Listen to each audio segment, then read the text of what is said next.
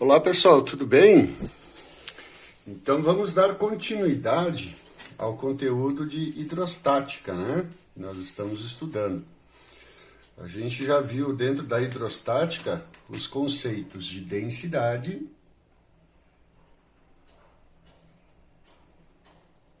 ou massa específica, né? Que é essa letrinha aqui, ó, a letra Mi. Então faz um U e uma perninha na frente. É igual a massa pelo volume, certo? Então a densidade é massa pelo volume. E nós também vimos que a pressão, letra P, né? É a força dividido pela área. Essas foram as duas últimas atividades que a gente fez, certo? Eu quero chamar bastante atenção aqui pelas unidades, ó. No sistema internacional, aqui é Newton por metro quadrado, ok? E aqui a unidade no sistema internacional é quilograma por metro cúbico, unidade de densidade. E o problema está aqui, ó. Nós vamos calcular sempre agora, nesse primeiro momento, nós vamos calcular a pressão hidrostática, que é o conteúdo de hoje, nessa unidade. Mas para isso, nós vamos precisar da densidade. E ela tem que estar em quilograma por metro cúbico. Se vocês lembram dos exercícios anteriores, a densidade geralmente de um líquido ela é dada em gramas por centímetro cúbico. E se eu quiser transformar em quilograma por metro cúbico, o que eu devo fazer?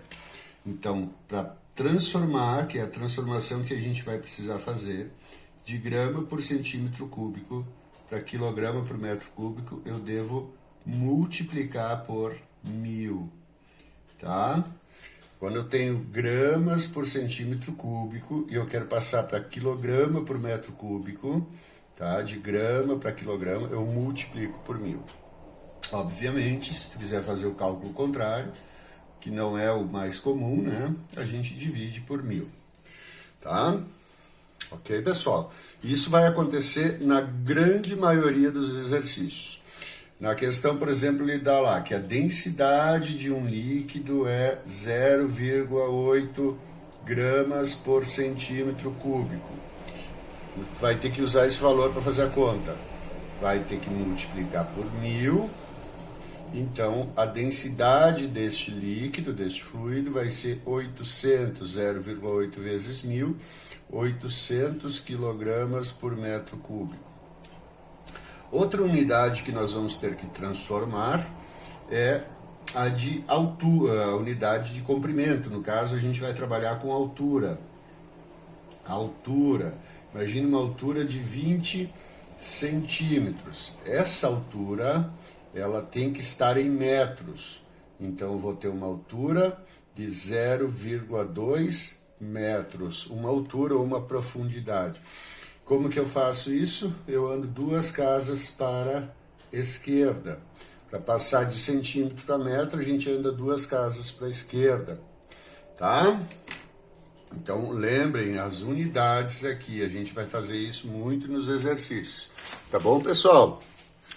Então, vocês acompanhem daquele jeito, né? Parem o vídeo, olhem de novo, vejam a conta que foi feita, tá? E quando for os exemplos, vocês vão fazendo juntos, tá? Que vai ser, vocês vão pegar fácil, tá? Então, aqui nós temos o seguinte, a pressão hidrostática, tá? A pressão hidrostática é a pressão exercida por uma coluna de fluido em repouso. Para calcularmos o módulo da pressão, para calcular o valor dessa pressão que o fluido faz, a gente utiliza o princípio fundamental da hidrostática, que é a pressão igual a densidade vezes o G, que é a aceleração da gravidade, vezes H. É uma multiplicação apenas. Substitui os 3 valores e multiplica, tu vai ter a pressão. Densidade vezes a aceleração da gravidade vezes a altura. O nome dessa letra aqui é a letra Mi do alfabeto grego. Então, a pressão é Mi, G, H. Mi, G, hoje. Mi, G, hoje. Tá? Se vocês precisarem decorar ali para um vestibular, alguma coisa. Certo? Então, vamos lá.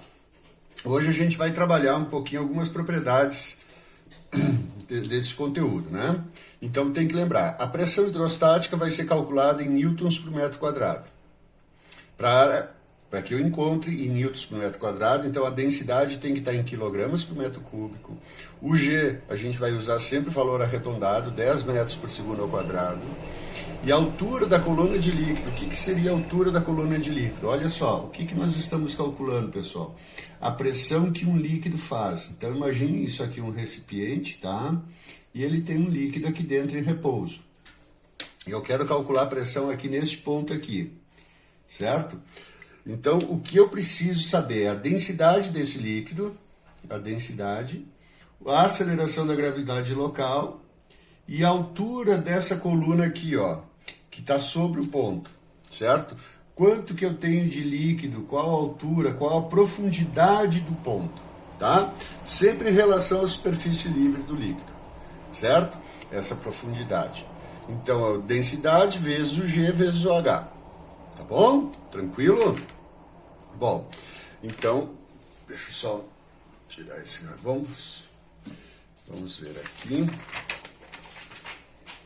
Então, aqui, ó, pra gente entender, isso aqui eu acho que dá para ver direitinho, né? Então, tem aqui uma garrafa, né, representando com um furo no ponto 1 e um furo no ponto 2. Se nós observarmos aqui, pessoal, o furo no ponto 1, que tem uma, ó, aqui, ó, em relação à superfície do líquido, eu tenho um Hzinho menor. E já o ponto 2, ele tem uma altura, né, uma profundidade bem maior, ele tem um Hzão aqui, né? Essa é a profundidade, mudou na nossa relação matemática. Se tu for calcular a pressão nos dois pontos, Mi, G, H. A densidade, como é o mesmo líquido, é a mesma, o G é o mesmo. O que muda é a profundidade dos pontos. E qual que está mais profundo? O número 2, portanto a pressão é maior. E isso é provado pelo seguinte, ó. Reparem que no ponto 1, o líquido cai aqui rente à garrafa. No ponto 2, o líquido é jogado para fora, mais longe, ó. Ele vai mais longe. Isso vocês podem fazer. Fura uma garrafa em dois pontos com alturas diferentes, vocês vão reparar isso aqui. Por quê? Do lado de fora da garrafa, nós temos a pressão atmosférica, que hoje nós não vamos tocar nesse assunto, certo? E aqui dentro também, em cima, na superfície do líquido, vou ter uma pressão atmosférica, ok? Mas dentro da garrafa, a pressão é a pressão hidrostática mais a pressão atmosférica. Vamos só considerar a pressão hidrostática. Como a pressão no ponto 1 depende da altura da coluna de líquido, da profundidade, e ela é menor que a altura que eu tenho no ponto 2, então a pressão dentro da garrafa, no líquido que está dentro da garrafa no ponto 2, é maior do que do ponto 1. Como a pressão aqui é maior, ela é jogada com uma força maior para fora. E então ela vai alcançar uma velocidade maior e vai mais longe, ela cai longe da garrafa. Tá? Então, em relação aqui à distância, aqui eu tenho um D pequeno e aqui eu tenho uma distância maior. Então, o ponto onde tem a maior profundidade, ele tem a maior pressão e ele é jogado mais longe. Certo? Vamos ver outra característica da pressão. Tá? Eu já falei para vocês, acabei de falar, que aqui na superfície nós temos uma pressão que é chamada de pressão atmosférica. Na superfície eu tenho P0. É a pressão atmosférica. Tá? Aquela pressão que quando dão a previsão do tempo, eles falam. Então, nós estamos submetidos, tudo que está aqui dentro do nosso campo gravitacional, né? Dentro da nossa atmosfera, perdão, está submetido a uma pressão atmosférica. Mas essa a gente não vai considerar hoje. Eu quero, aqui dentro do recipiente, essa parte em azul é um líquido, um fluido, tá? Mais especificamente um líquido. E como essa pressão atua aqui dentro? Assim, ó, pessoal, lembrem, vocês devem estar lembrados que pressão é força dividida pela área. Se eu precisar da força, eu passo a área para lá, então a pressão vezes a área, tá? Então, eu tenho aqui, ó, força, onde eu tenho uma pressão, eu vou ter uma força atuando. E esta força, ela atua assim, ó. Eu vou fazer assim. Aqui. E aqui. A pressão é uma grandeza escalar, mas a força que essa pressão faz, ela é uma grandeza vetorial. Então, estou representando setinhas para dizer, primeiro, a força que a pressão faz é sempre perpendicular, ó, à superfície, às paredes do recipiente. Ela vai formar sempre um ângulo perpendicular às paredes do recipiente. Aqui o recipiente, essa parede é vertical, a pressão vai ser horizontal. E por que tamanhos diferentes? Ora, porque por causa da profundidade. Aqui eu tenho um Hzinho, aqui eu tenho um H maior, né? E aqui a profundidade é maior ainda, certo? Então, quanto maior a profundidade, maior a pressão. Além de aqui, então, embaixo, no fundo do recipiente, a pressão vai ser assim, ó, é onde tu tem a maior pressão, porque é o ponto mais profundo, né? Ela é perpendicular, então o fundo do recipiente é horizontal, a força de pressão vai ser perpendicular. E aqui, essa parede inclinada, tu tem que achar um ângulo de 90 graus, é nessa direção, então, que vai atuar a força associada a essa pressão. Então, a pressão, ela tem uma característica, ela é sempre perpendicular às paredes do recipiente. O que são esses pontos, esses corpos vermelhos? São dois corpos que estão imersos dentro deste líquido. Aqui, vamos pegar esse circular aqui, ó. Na parte de cima eu tenho uma pressão atuando, na parte aqui também, ó, sempre perpendicular, certo? Mas na parte de baixo também. É muito importante salientar isso agora, ó. As pressões diametralmente opostas, essas forcinhas aqui, ó. Essa aqui é menor do que esta. Por que é menor? Porque essa aqui está num ponto mais profundo do que este, tá? Então a profundidade aqui é maior que aqui, então a pressão neste ponto é maior que neste ponto de cima. Pressão no ponto de baixo é maior que a pressão no ponto de cima, tamanhos diferentes, a força associada a essa pressão. É daqui que nós vamos definir mais adiante a força de empuxo. Você já deve ter ouvido falar esse termo empuxo associado aos fluidos, tá? Então, é dessa diferença de pressão. Mas é importante, o corpo tem forma, né? Ele é circular, a pressão vai ser sempre perpendicular e ó, diminuindo, certo? E o corpo retangular também, ó, tem pressão aqui, tem pressão aqui. A pressão que um líquido faz é em todas as direções.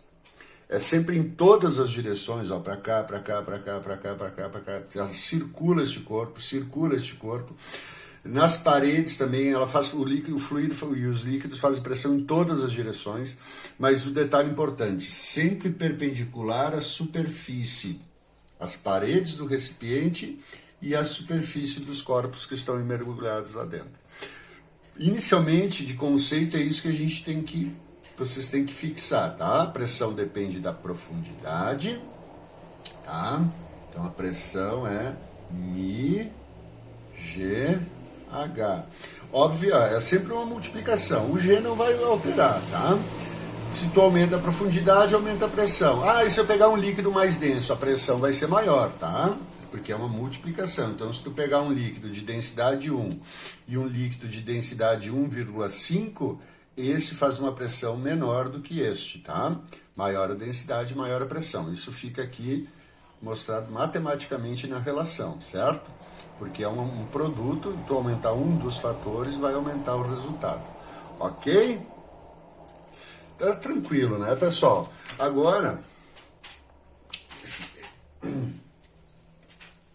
Agora, então, eu vou fazer o seguinte com vocês. Eu vou encerrar esse vídeo e vou começar só com os exemplos.